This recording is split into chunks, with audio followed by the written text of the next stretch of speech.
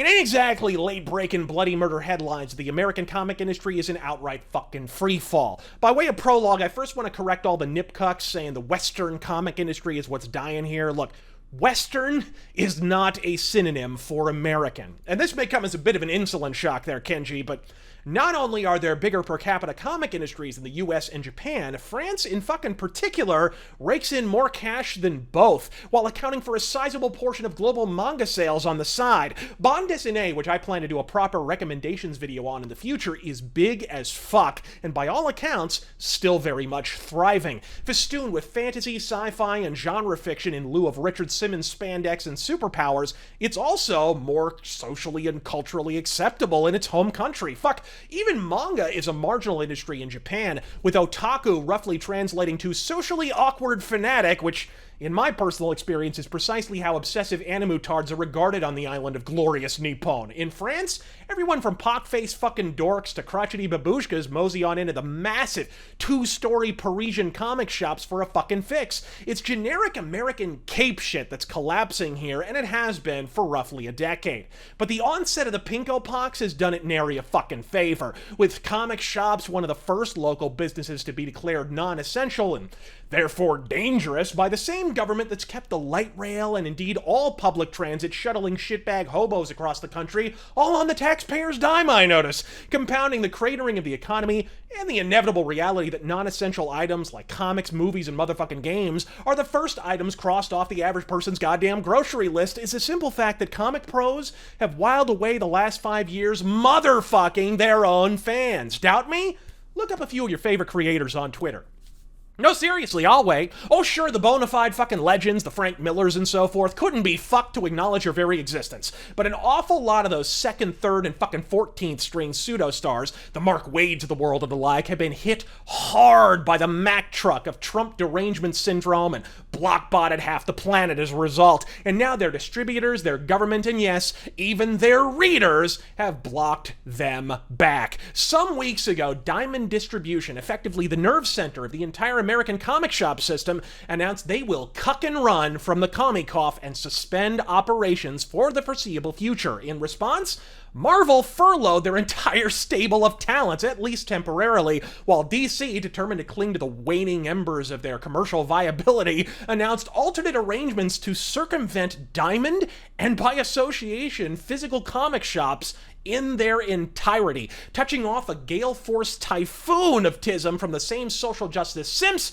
that are threatening to blow Ethan Van Sciver's fucking face off on social media. Yeah, you want to decock the cuck cannon there for a beat, Spurgy Harry? Granted, this is social media. If death threats were murders, the internet would be deadly enough to almost qualify as a communist country. Point being, only in America could someone physically incapable of taking a joke, let alone telling one, be employed to write and sell something literally called a comic. But then, a man who cultivates more of my personal and professional respect with each passing year, creator of Nick Fury and fellow Shadow aficionado Jim Steranko, weighed in with his personal predictions on the future of the business, and they were dire indeed, vaticinating that any and all indie creators would transition to a Kickstarter-only funding model, which, let's be honest, is practically the case already, as well as a cut of 2/3 of the American publishing schedule and the all-but-complete conversion of top titles at DC and Marvel to digital-only distribution. In short, pencils down and dicks out for the comic industry.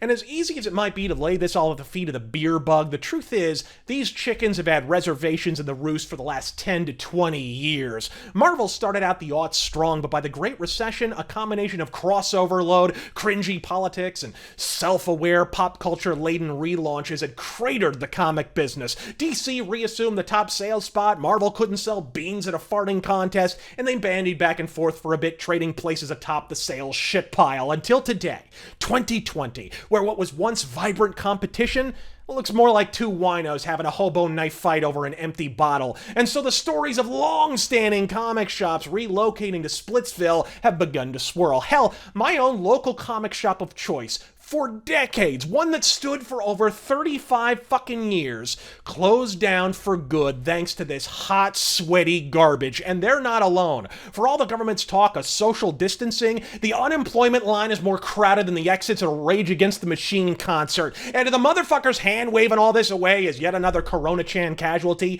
Make no mistake, this was perfectly avoidable. I mean, how Shapiro short is your memory, motherfucker? The industry made a hard push for home delivery in the 90s, and it was actually working. I had many friends who had their comics shipped right to their doorstep, courtesy of the companies themselves, only for brick-and-mortar retailers to cry foul and pressure the big two to dial it on back to the direct market throughout the aughts. And so the stranglehold of Diamond distributors took root. Anyone who wanted a comic product went through Diamond, and only a comic shop could do that in respectable quantities. And now, amidst the current pandemic, Diamond is folding like a fucking origami accordion for the foreseeable future, and there's already talk that they may not return at all, at least in their present configuration. And what might have been a home delivery failsafe, you made sure to torpedo back in the 90s. I want you guys to really kick back, breathe deep, and stew in that stupidity for a tick. The comic industry, whose titular heroes are enjoying their halcyon days at the Cineplex even as I speak,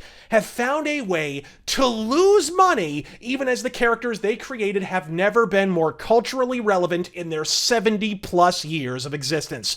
Brah fucking vo, my friends. No, seriously, that deserves a golf clap and a bow. For fuck's sake, the last Avengers flick made more money than Avatar. Selling comics featuring the same characters should be easier than Caribbean medical school if you had a 15th of a fucking clue, but dunking on Drumpf and ham-fisted gender and race swaps was infinitely more important to you than logical story progression or consistency. While the public's passion for comic films appears more fiery than ever, the comic creators' only love affair is with themselves. I'm not even embarrassed anymore. I'm actually impressed. This is practically a well-honed skill at this point. Watching the comic industry eat its own shit is like watching Air Jordan drive to the hoop. It's like they were singularly engineered for fucking up. Don't get me wrong, I'd rather listen to a Fran Drescher a cappella rendition of My Heart Will Go On than crack open most American comics nowadays. But if we lose the bathwater, we also lose the baby here, and I'd hate to kill Chip Zdarsky's excellent Daredevil run all because the embittered Bolsheviks behind the New Warriors